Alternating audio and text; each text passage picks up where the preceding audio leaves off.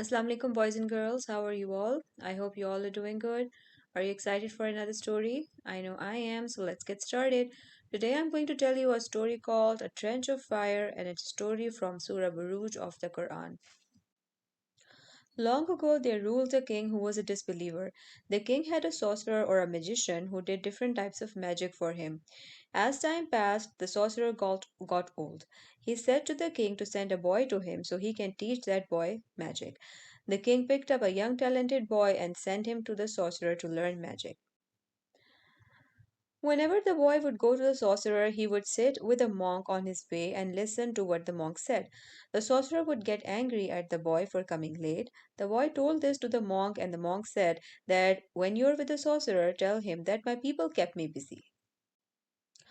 One day the boy was going back home. On his way back home, he saw a terrible creature on the road and people were not able to pass. The boy thought that today I will find out if the sorcerer is better or the monk is better. The boy picked up a stone and prayed to Allah that if the monk is better than the sorcerer, then kill this creature so people can pass. The boy struck the creature with a stone, and the creature died, and people were able to pass. The boy became famous for treating people with blindness and many other diseases. He always said that I do not cure anyone, it is Allah who cures. There was a courtier of the king who was blind. He came to know about this boy and went to meet him with many gifts. The courtier asked the boy to treat him and cure him. The boy said that I do not cure anyone, it is Allah who does that.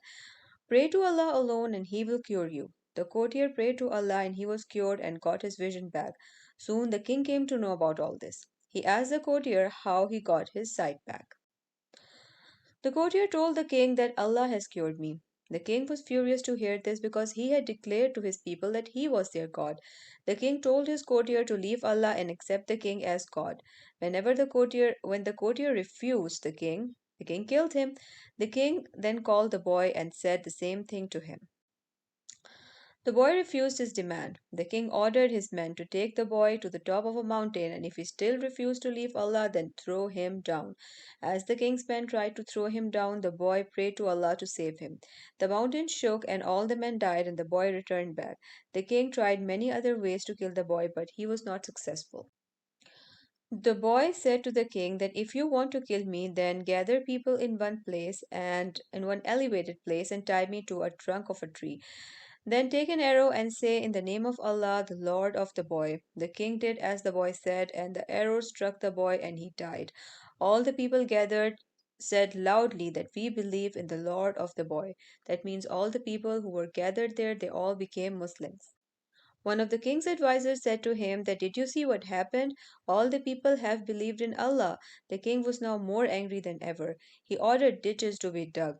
The fire was started in those ditches. The king then said that whoever believed in Allah should be thrown in this ditch of fire. A large number of people were thrown in those ditches.